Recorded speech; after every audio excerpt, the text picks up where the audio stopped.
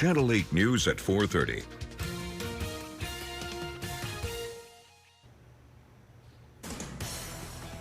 Now at 4:30, a plea of guilt. The shocking revelations in court today as the accused killer of the United Healthcare CEO speaks out. Plus, major milestone, the record-breaking achievement by the Lincoln Airport and why they say they've been able to exceed expectations. And pumping up prices, the shocking numbers facing drivers looking to top off their tanks this weekend and why experts say the Iran war is bringing new highs. But first, right now, the cost of living in the U.S. is hitting new highs. Happy Friday, everyone, and thank you for joining us. I'm Mackenzie Johnson. With the cost of everyday items on the rise, a new study from Smart Assets finds that a single adult in Nebraska needs to be earning around $90,000 a year to live comfortably. And if you're a family of four, you'll need over $220,000. That's a more than 3.5% increase from last year. Now, these numbers place us in the 34th spot for states where people need to earn higher salaries to live a comfortable lifestyle. That translates to what people are spending for housing, groceries, and transportation, along with other essentials. The most expensive state on the list is Hawaii, where the study shows a single adult needs around $129,000 to be comfortable. And a family of four, well, the yearly income for that would be over $313,000. The cheapest state on the ranking is West Virginia. For Channel 8 News, I'm Andrew Ward. Americans are wanting lower health care costs. A new survey saying more than 4 in 10 adults cite the cost of health insurance as one of the biggest problems that needs to be fixed in the U.S. healthcare system. This statement remaining consistent in political parties. 45% of Republicans and 44% of Democrats agreeing with this top concern. Other areas of concern are copays and deductibles. 36% of adults saying these out-of-pocket costs are the second biggest worry. Healthcare premium costs increasing 114% in 2026 as well, with more than 3 million Affordable Care Act enrollees dropping their coverage with these higher premiums. Now to new details. Authorities are investigating the cause of a fire near the Woods Park neighborhood. This is the aftermath this morning at a home near 37th Street and Woods Avenue. You can see a bunch of items there in the front yard and burnt bricks there on the house. Now, this video is on our Now Local News app sent in by citizen journalist Melanie, and we're reaching out to LFR to find out exactly what happened. No word yet on injuries or damage costs, but we'll let you know. Time now for our Friday evening forecast with Chief Meteorologist Rusty Dawkins. Rusty, what's this weekend going to be looking like?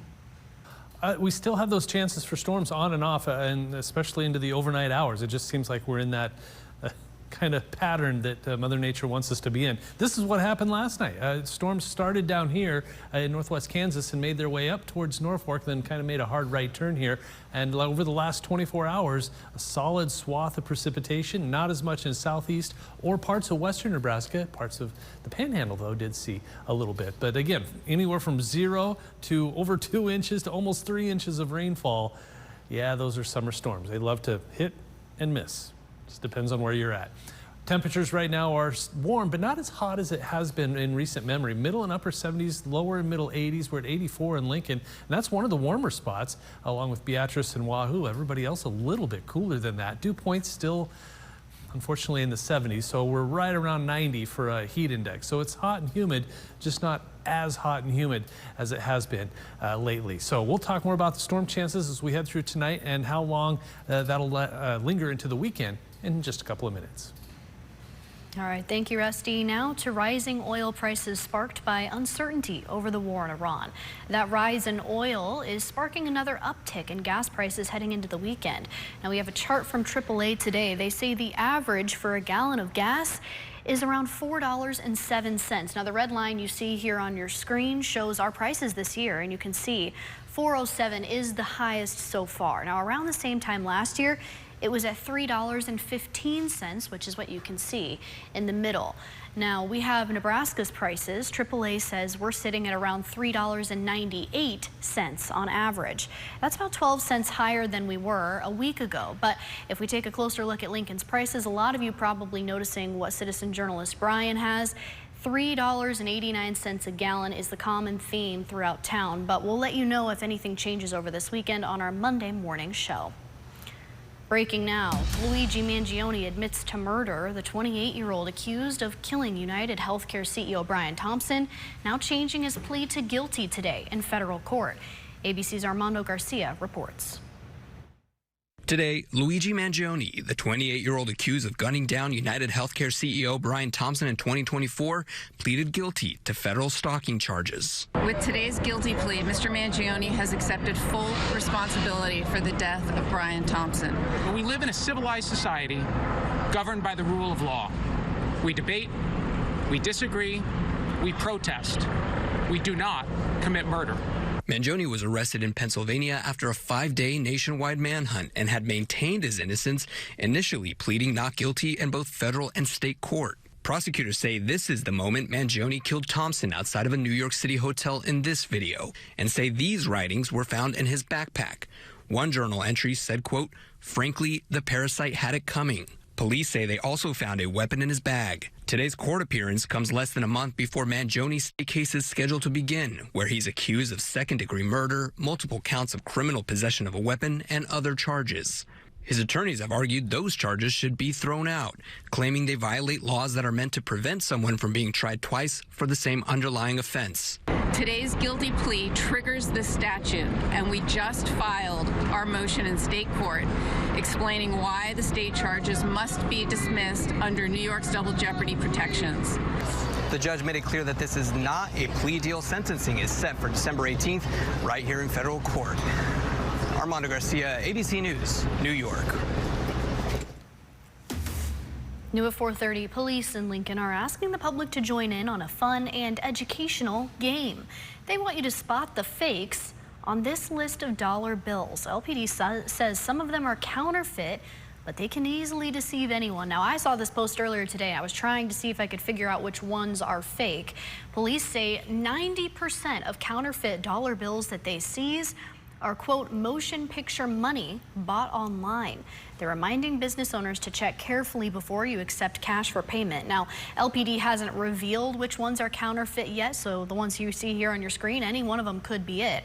Go make your guesses on social media. Well, don't go anywhere. We have other stories for you coming up, including tracking parasites, the new questions popping up in the investigation into foodborne illnesses, and how many cases authorities are reporting here in Nebraska today.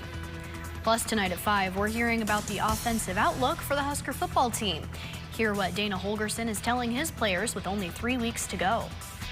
And don't forget, the Kansas City Chiefs start their preseason tomorrow. Their first matchup will be against the Los Angeles Rams starting at 3 o'clock tomorrow afternoon. And you can watch it right here on Channel 8. Plus, all Chiefs preseason games will be airing right here on Lincoln's own ABC. We'll be right back.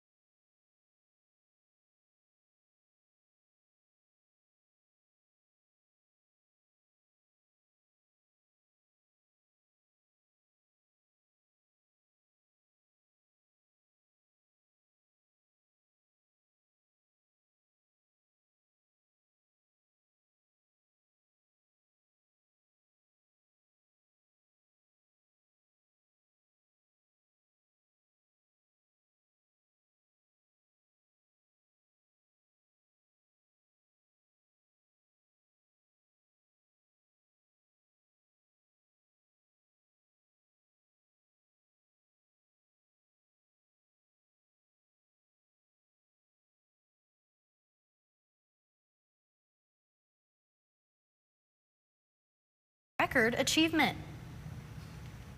Good afternoon, I'm Skylar Sears. Coming up at 5 and 6, the Lincoln Airport is seeing passenger numbers it hasn't seen in 20 years, with new airlines and routes helping bring more travelers through LNK. I spoke with the airport about what's driving that growth, what Husker travel could mean for the months ahead, and how flying out of Lincoln stacks up against Omaha. Coming up at 5. We'll hear from her tonight at 5 and 6. New details now on the parasite outbreaks across the country. The CDC and FDA updating their ongoing multi-state investigation on the outbreak of cyclosporiasis. Here in Lincoln, our health department reporting a growing number of cases as well. ABC's Olivia Rubin explains what's going on at the national level. Today, health officials identifying more than 3,000 new cases in the deadly cyclosporiasis outbreak that sickened more than 24,000 people, tied to iceberg lettuce from Mexico. Most of the illnesses began before a recall was issued on July 17th. It was the worst my stomach has ever been. In Washington, Democrat Senator Elizabeth Warren vowing to investigate what she says is the government's calamitous response. In a letter to Health and Human Services Secretary Robert F. Kennedy Jr., Warren questioning if, quote, incompetence and corruption impacted the Trump administration's response. Noting the parent company of the source of the outbreak, Taylor Farms, donated $1 million to Trump's super PAC last year. In a statement to ABC News, Taylor Farms, quote, categorically rejecting that, saying it, quote, acts in the interest of science and consumer health, not politics. The company voluntarily recalling all lettuce sourced from central Mexico, sold in 27 states, and has suspended production. Secretary Kennedy has said HHS has the outbreak under control. We do have the outbreak under control. We have done extensive forensics, epidemiological forensics, and we've identified the source of the outbreak. Federal health officials also investigating a salmonella outbreak linked to jalapenos, sickening nearly 350 people across 27 states.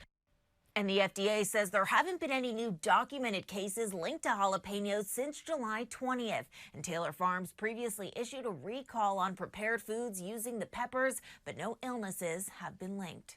Olivia Rubin, ABC News, Washington. And here at home, the Lincoln-Lancaster County Health Department releasing the latest numbers on the cyclosporiasis outbreak closer to home. They say there's been 15 confirmed cases this month alone, bringing the total number to 54. And as for the entire state of Nebraska, the latest data from the CDC shows that there are between 50 to 99 cases in our state right now. Well, time for our full forecast at 4:30 with Chief Meteorologist Rusty Dawkins. Rusty, is the rain over with?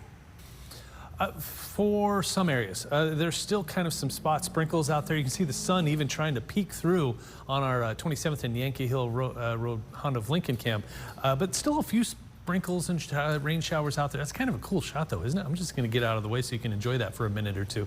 But it was an interesting day where we saw light rain showers on and off, and temperatures were a little warm, a little muggy. Dew point is 73, so it still feels like 90. At 84 degrees for temperature. We'll fall through the 80s back into the 70s, lower and middle 70s, and the wind speed should not be an issue by early tomorrow morning. So there's still a lingering shower or two in far southeastern parts of the state, and then some rain showers pushing off. This is what was in our area earlier. Now here comes the next round, which timing has been overnight for us, and that is going to continue over the next couple of days, unfortunately. Satellite and radar a little zoomed in. Did you hear that? There's a car outside that must not have a muffler. There's a little light rain here in southern Gage County, and it's moving off towards Falls City and into northeastern parts of Kansas. 48th and Cornhusker Highway, ABC seamless traffic flowing nicely. It's a Friday afternoon. Everybody excited to get home after a long work week.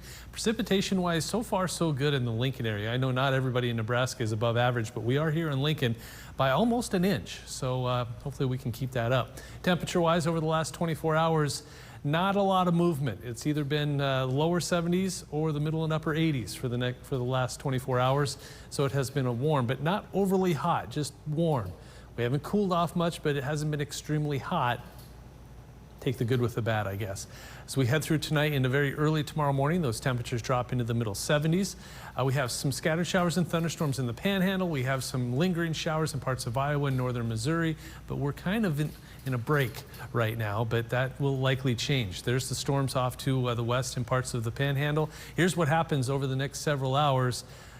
Here comes another line, and see what time it is? 1 o'clock in the morning, when these storms finally make their way into southwestern Nebraska and then over western Nebraska, maybe even some spot storms in southeast Nebraska early Saturday. That quickly moves off to the east. This lingers along and south of the interstate through 4 o'clock in the morning. By about 6 or 7 or 8 o'clock tomorrow morning, more scattered showers and thunderstorms rolling through central and eastern Nebraska. So the overnight trend continues and continues into the weekend. So we'll have more forecast details coming up in a few minutes. Thank you, Rusty. Well, this weekend, several Lincoln streets are shutting down as UNL students are moving into campus. City authorities announcing that drivers will not be able to go through these areas that you can see on your screen here right now. That includes portions of 14th, Q, and Vine Street. While the students are settling into their dorms ahead of classes, those closures are set to begin on Sunday. They say other parts of 14th Street will also be shut to traffic for Project O Street improvements. Now, those streets should reopen on Thursday. Developing now, changing the clock twice a year could become a thing of the past. Health experts are speaking out after the House overwhelmingly passed the Sunshine Protection Act last month. It would make daylight saving time permanent. President Trump says he supports the efforts, but the bill's future in the Senate is uncertain. Lawmakers and health experts in favor of the bill argue that more evening sunlight would boost the economy and encourage more outdoor activity, as well as health benefits. But some oppose the change. As a whole, as an entire country, what we find is that permanent standard time is better for your overall health in terms of the circadian system. Permanent time is a national decision with implications for every aspect of our health and economy. It deserves a robust, thoughtful debate and an amendment process that allows members to test each provision of the bill. The Senate has yet to take up the bill, so Americans will likely be turning their clocks back again this November. New at 4:30, Aging Partners is sounding the alarm on a scam targeting seniors here in Lincoln. The organization says they've gotten multiple reports about unknown individuals reaching out to seniors here in Lincoln trying to collect money from them. They say the scammers are pretending to be from Aging Partners and claiming they want to give them a refund. Officials say the goal is to get the victim to share sensitive personal and financial information. If you get a call like this, hang up and report it to authorities.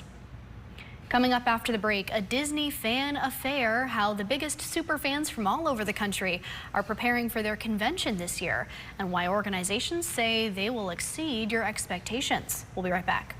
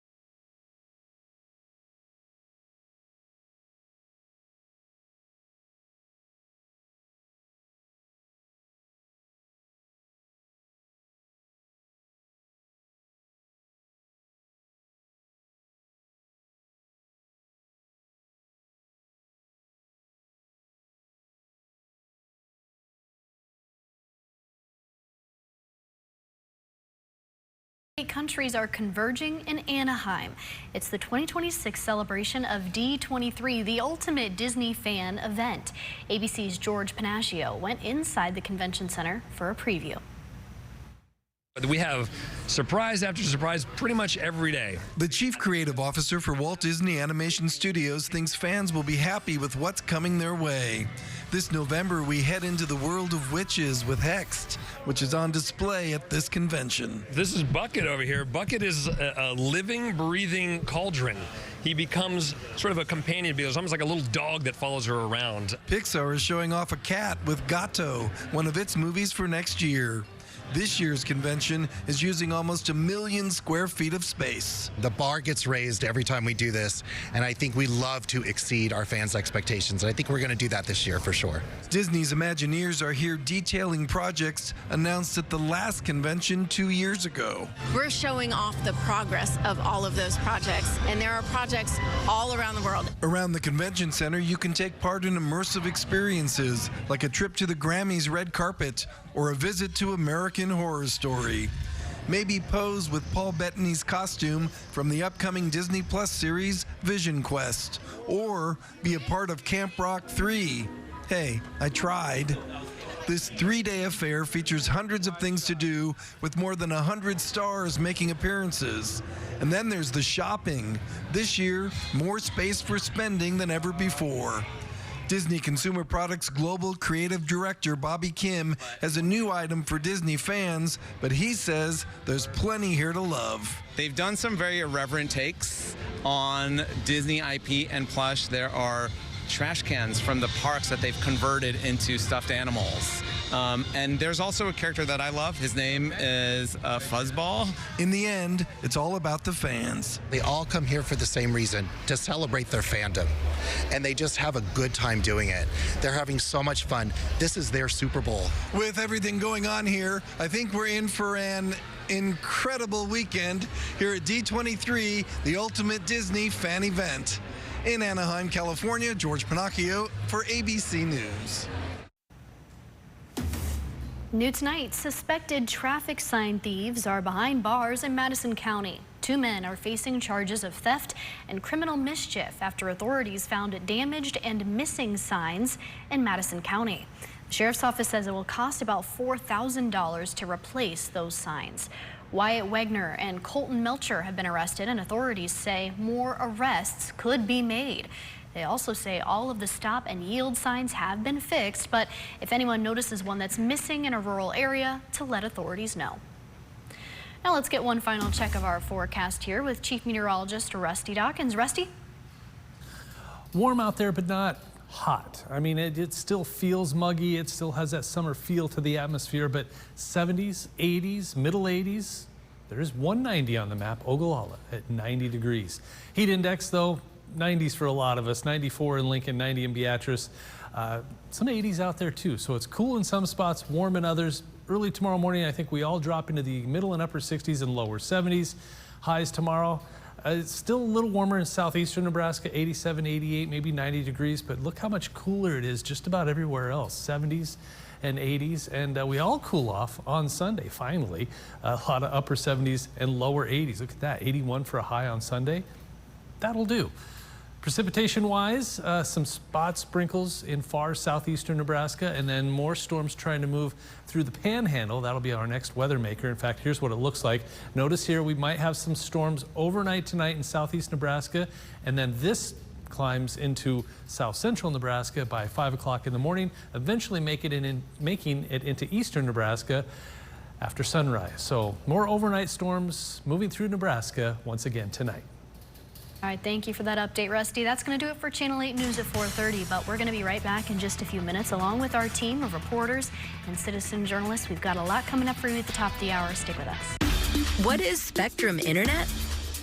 It's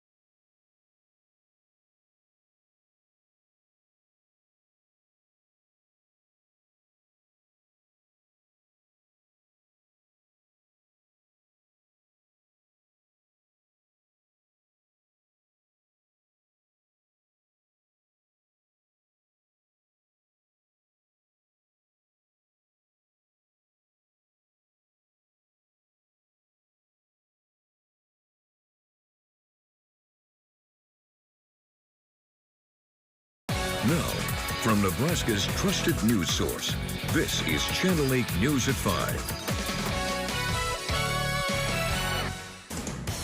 Now at 5, scary situation. Officers determined that a female victim had been assaulted by a male suspect and then forced into a black Ford Expedition. How LPD was able to track down a wanted man and the charges he's now facing. Exceeding expectations, why the number of people flying out of the Lincoln Airport is soaring. Dangerous drive. What went wrong behind the wheel, sending a car crashing into a local bank. We're putting in plays that force them to run. And so they have no choice but to do that. And we recruited specific guys for a reason. And praise for the playmakers. Why the Huskers offensive coach says he's pleased with progress as we count down to kickoff. But we start with breaking news just into our newsroom as more election petitions are under investigation. Good evening, everyone, and thank you for joining us tonight. I'm Mackenzie Johnson. Rod has the night off. The investigation into petition fraud is widening here in Lancaster County. The sheriff's office says they're now looking into even more petitions with potentially fake signatures. Law enforcement and lawmakers sending in statements about the concerning developments. You can see here Sheriff Terry Wagner reiterating the integrity of their investigation, saying they won't allow any party, group, or affiliation to use this for political purposes. And this comes as a candidate for the governor's seat is forced to end his campaign amid claims of fraud.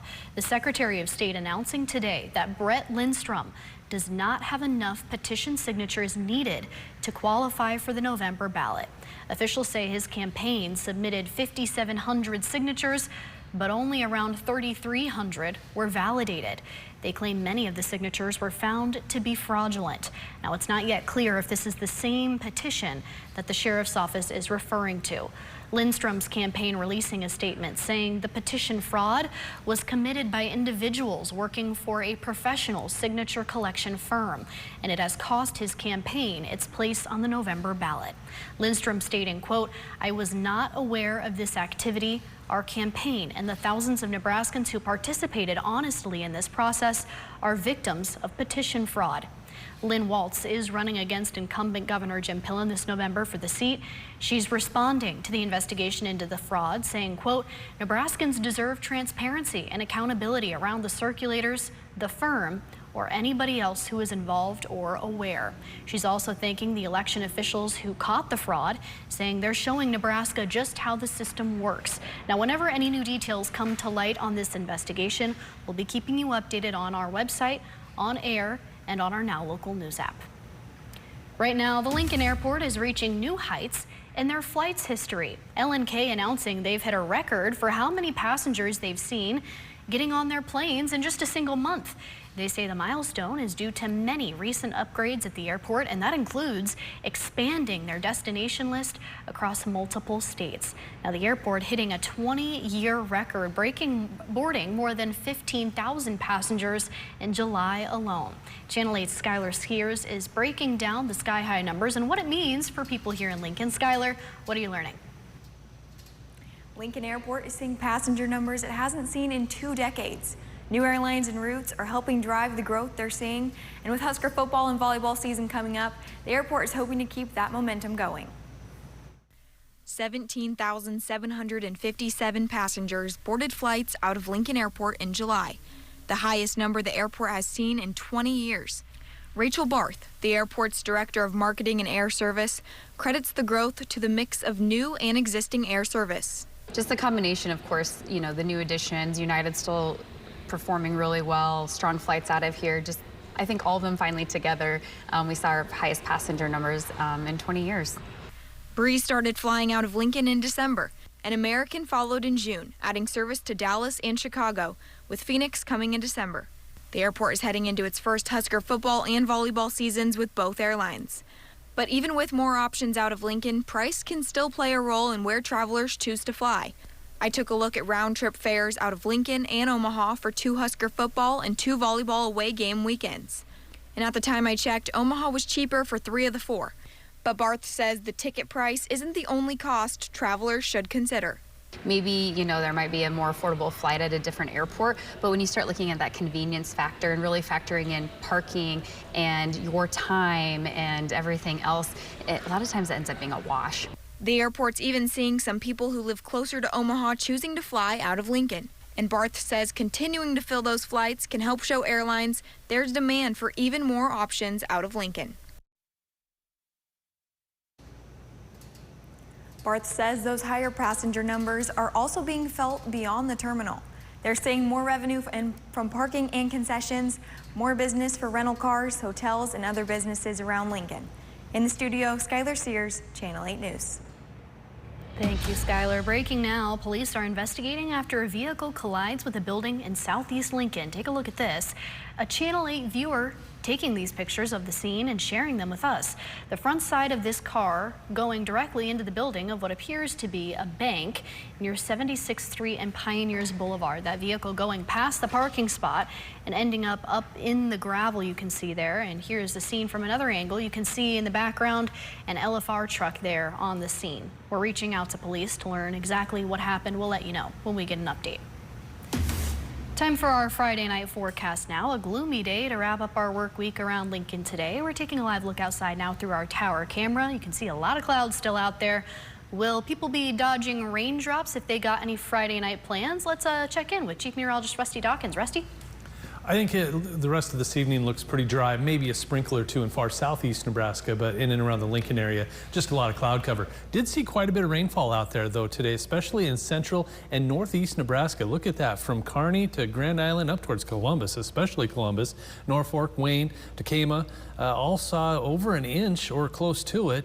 Didn't see quite as much in far southeastern Nebraska or parts of western Nebraska. That swath of rain made its way from southwest Nebraska all the way into northeast Nebraska. But again, Beatrice, Nebraska City, Hebron, not as much, almost a quarter of an inch in Lincoln. Outside right now in Beatrice, mostly cloudy skies, 84 degrees. Hey, the Shones roofing truck is going somewhere. Where are you guys headed? 90, it feels like 91. The dew point is at 74 degrees. See ya. Temperatures right now are in the 80s, some 70s out there too, like O'Neill at 76 degrees. Dew point still a little high in the middle 70s, so that heat index well into the 90s in Lincoln, Beatrice, and Nebraska City. So not much going on the satellite and radar right now, but you see those storms out west? Yeah, they're going to try to make their way across the state overnight once again. That forecast coming up. Rusty. Well, the Nebraska football team is tackling tough questions. Our Channel 8 sports team getting the chance to talk today with a key piece of Nebraska's offense. Dana Holgerson detailing the progress being made. Sports director Will Charlton is here to tell us what we're learning with the first game in just a few weeks now. Will? Yeah, Mackenzie, Holgerson, wide receiver coach Doug Shorts Jr., and receivers Jemima Bonner and Quinn Clark spoke to the media as the Huskers are about to move on to week 3 of fall camp. Now, of course, the Huskers offense may look a little different than last year, especially with having a new quarterback under center than the past 2 seasons. Some of the main things the second-year offensive coordinator talked about were how the offense found an install of the system rather quick in camp and the overall progression seen out of position groups. With that in mind, Holgerson said this is an offense that features a lot of players who he has a lot of trust in. I told the guys this after 3 practices. We had our install in and could start repeating it. That's the first time I've been able to do that in about 12 years, honestly. So a veteran group, we've done a lot of football. I don't worry about the leadership point of it at all. But Holgerson did say even though he feels like they're already further into camp than they are, there's still a long ways to go when it comes to position battles and working on technique. We'll have more with the Husker offense coming up at 6 and 10 in Sports Zone, as well as some more volleyball sound from Thursday's availability. For now, Mackenzie, let's send it back to you. All right, thank you, Will. New developments in a suspected kidnapping in Lincoln with a man behind bars. LPD says this man you see here, Tate Wright, was arrested. Authorities tell us he forced 41-year-old Stephanie Fisher into his car before driving away with her. This morning, police revealing new information on how investigators were able to find her and her alleged captor. Their efforts eventually led them to the area of North 56th and Superior Streets, where officers located the Ford Expedition seen in the surveillance video, unoccupied in the parking lot of a nearby hotel. Officers then made contact at a hotel room known to have been rented by the victim. A brief struggle occurred with Wright before officers were able to take him into custody. Wright is now facing charges of first-degree false imprisonment and domestic assault. LPD is investigating the incident further. Breaking now, Luigi Mangione faces the possibility of life in prison. The case against him taking a sudden turn today as he pleads guilty of killing United Healthcare CEO Brian Thompson. Channel 8's Meg West joins us live in the newsroom now with what this guilty plea means for the case and reaction from the courtroom. Meg. Good evening, Mackenzie. Yes, Thompson's widow facing her husband's killer for the first time today in court, joined by her husband's mother. And then on the other side of the courtroom, no one was there for Luigi, no one showing up on his behalf.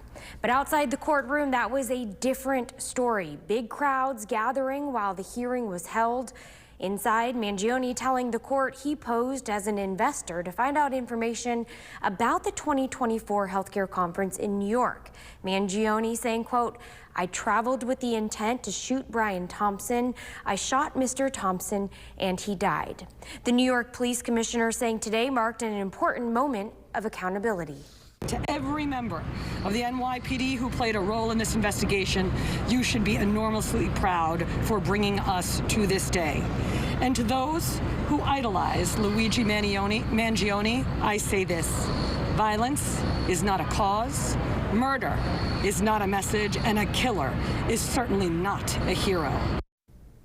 Brian Thompson's family responding after court today saying, quote, "While nothing will ease the pain of losing him, we are grateful that the federal justice system has held the person responsible for this heinous act accountable." Mangione avoids a federal trial with his guilty plea, but still faces state murder and weapons charges. After today's hearing, his attorneys filed a motion to dismiss those charges, arguing they violate New York's double jeopardy protections against being prosecuted and punished twice for the same crime. Now, if the motion for dismissal is rejected, then jury selection for the state trial will begin September 8th. As for the federal charges, he'll be back in court December 18th for sentencing. In the newsroom, Meg West, Channel 8 News. Well, stay with us. We have more coming your way after the break and a whole new batch of stories in our 6 o'clock show, including an aftermath of ashes. Crews battle ablaze at a home off of 37th Street for a while last night. What's left of the home after flames engulfed the entire front porch? That's at 6 o'clock. We'll be right back.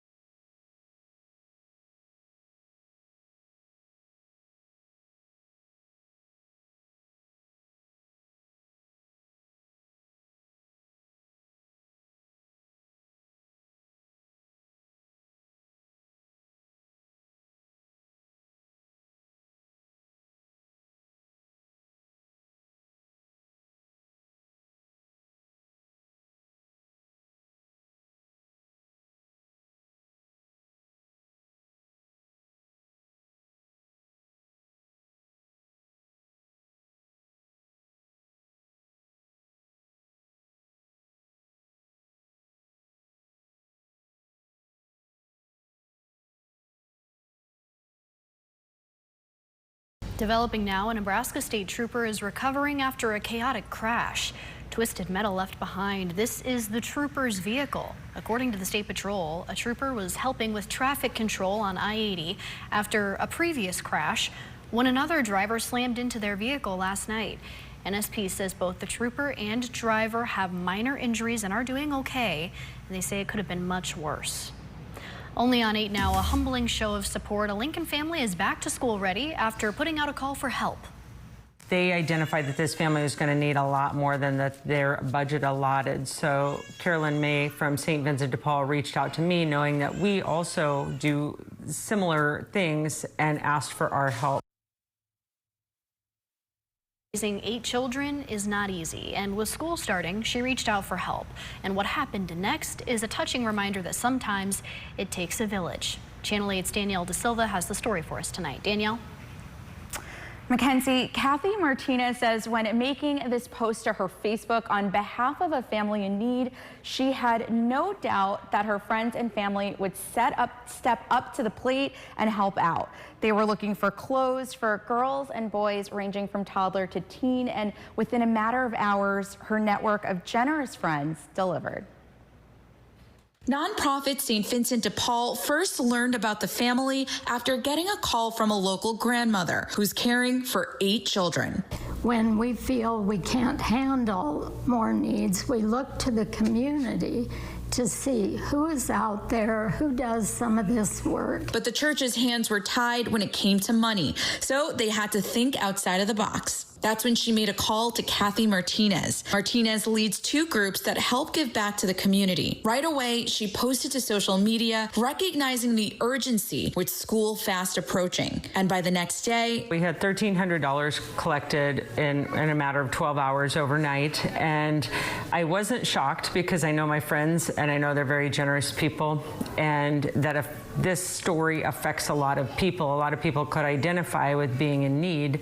As quickly as the funds came in, the family got to go on a shopping trip to Walmart the night before school started. After they wrapped up, they were just so happy when they left that they didn't have to worry about going to school tomorrow. Martinez says this is an incredible reminder of how a community can show up for each other. We always hear about the bad things that people do, but we also need to see that there's so many good people in the world that want to help. They just need that opportunity to be presented to them as well. Both women later receiving news from the grandma about how great everyone looked walking into school, agreeing that they couldn't have gotten done without each other. Reporting from the studio, Danielle De Silva, Channel 8 News. Now, your Storm Alert Team forecast with Chief Meteorologist Rusty Dawkins. Not a lot of us have been especially fond of the timing of the storms recently, but quite a few spots have been like, well, okay, we got some good rain out of this, so fine, if that's what Mother Nature wants to do. Because this is day 2 or 3 in a row of decent rainfall totals, anywhere from, well, next to nothing for parts that saw a lot of rain yesterday. But this morning, almost 1/10 of an inch in Ord, 3/4 of an inch Norfolk. Wayne, you had about 1.5 inches. Lincoln had just under 1/4 of an inch, just over 1/4 of an inch in Grand Island, and 1/2 inch in Kearney. But this area, all the red here, that's closer to 1 to 2 inches of rainfall. So the observation points don't always pick up exactly what happened, but the radar estimates usually go, yeah, there's some pretty good rain out there. Beatrice at 6th and Perkins, Schoen's roofing cam looking at just a lot of cloud cover. Temperatures are right now in the 80s and some 90s out there. We're at 87 in McCook, 84 in Beatrice, 90 in Ogallala, but 86 in Lincoln, 83 in Nebraska City. Dew points still kind of high. And down here, look at this, starting to see close to 80 degrees where you see the blues, 77 in Falls City, 75 in Nebraska City, and York, 74 in Lincoln. So that heat index, unfortunately, is unpleasant at 94 degrees in the capital city. But a little bit of light precipitation lingering here. Strong storms, though, starting to form in parts of the Panhandle. One severe thunderstorm warning here for, I believe that's Morrill County into Cheyenne County, just southeast of Scotts Bluff. I think that's where Chimney Rock is located. I wonder if it'll get struck by lightning. That's why it keeps getting smaller and smaller. Chimney Rock keeps getting struck by lightning. That's it's one of the tallest structures out there, so if it's where lightning goes. Severe weather risk as we head through tonight is out there where in parts of the Panhandle, but there's going to be storms moving out of Colorado and streaming their way east. And by the time I think they get into eastern Nebraska, it should be close to sunrise and will likely have weakened, but there's still some storm potential out of that. In fact, I'll show you that right now. There's the storms that will be in the Panhandle, and there's some strong storms over here. You saw that slight risk. That's because of what's happening tonight over there. But this comes our way, and eventually there's this right here that might be a few storms very early tomorrow morning, shortly after midnight. This is the main cluster, though, south central, southwest Nebraska by 3 o'clock in the morning. By about sunrise, kind of a swath or a band here of some strong storms from Grand Island to Beatrice, nearing Lincoln, moving through the Lincoln area around 7, 8 o'clock, and then that moves off to the east. But it sticks around, and scattered showers and maybe an isolated thunderstorm on and off throughout the day on Saturday. So if you have outdoor plans, make sure you have a way to check that radar just in case. There's the precipitation potential through 10 o'clock Saturday morning, just another swath. It just seems like that's what we've been seeing, is a swath here. Yesterday it was northern Nebraska. This morning it was northeast Nebraska to south central Nebraska. And then tomorrow, maybe southern Nebraska. So it doesn't happen all at once, but swaths get us here and there. Slight risk to the west. Marginal risk for central and eastern Nebraska on Saturday, and then just western Nebraska on Sunday. Tonight, temperatures in the 70s, lower 70s, highs tomorrow. A little cooler, but still warm, but we do cool off as we head towards Sunday and Monday, lower 80s. Early storms possible Sunday, trying to dry out as we head through a good portion of the week, but a small chance for storms on Tuesday and Thursday. All right, thank you, Rusty. Well, don't go anywhere. We have much more coming up after the break, and a lot at 6 o'clock as well, including Startup City. A group releases their list of the best cities to launch a company in. What's pushing Lincoln above Omaha in the ranking this year? We'll be right back.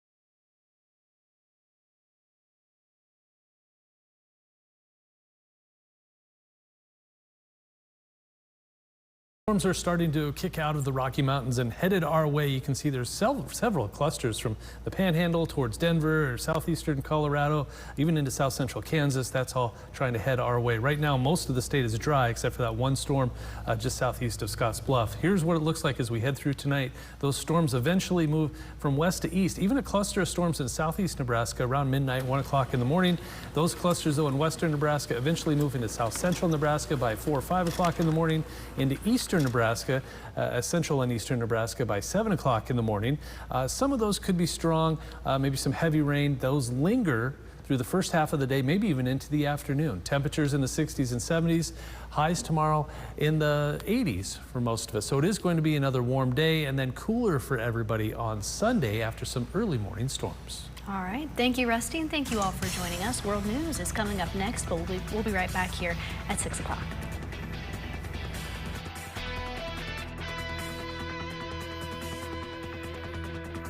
Closed caption